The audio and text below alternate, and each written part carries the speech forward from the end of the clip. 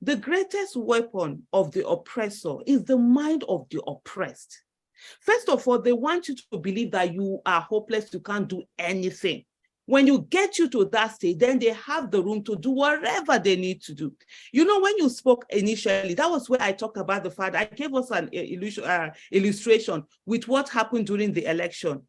If we had believed that nothing can happen out of election and we refuse to participate in the process, then we won't even be here where we know that somebody else won rather than the person that was declared.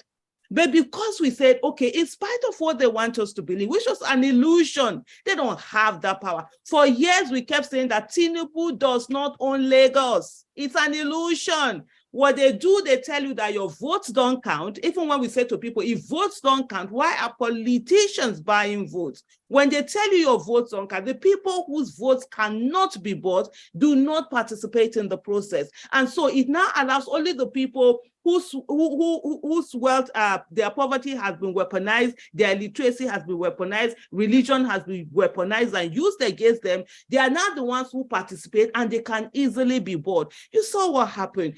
Even with all the rigging, a lot of rigging went on in Lagos State on February 25th, 2023. What they could do was to reduce the numbers of Peter Obi, shore up their numbers, get the 25% that they didn't even get in Lagos State and be able to put it out there. So one thing we must never do is to give people the room and the illusion that they are more powerful than they really are. They aren't. And we must continue to follow the system. Whatever happens, as long as you do not stay on and follow the process, what then happens is that you automatically shut yourself out.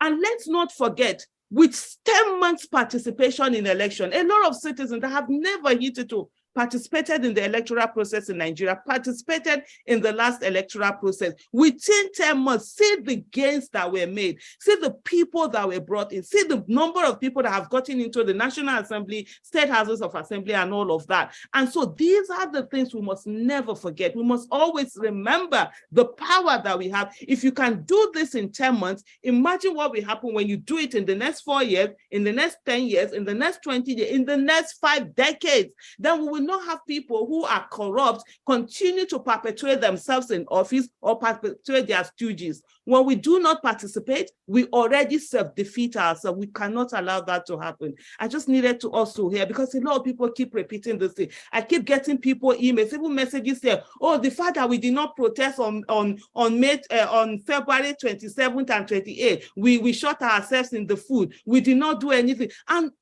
quite frankly, sometimes these are people who are not even going to be on the streets. Somebody sent me an email.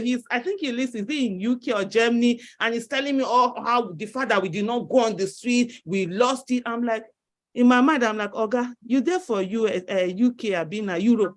You know, we'll come do the protest. You they ask people, make the call. If you want to do something, be out there. And there are people who actually went out to protest. Nobody stopped anybody from doing that. But what we are saying on this, we have to be strategic. These are criminals. These are people who their life is a criminality. So you don't fight them by being emotional. You don't fight them by just jumping on the street. You fight them by strategy. And that's what we've been doing. And that's why even up till now, they're still afraid to celebrate their wins. Thank you so much.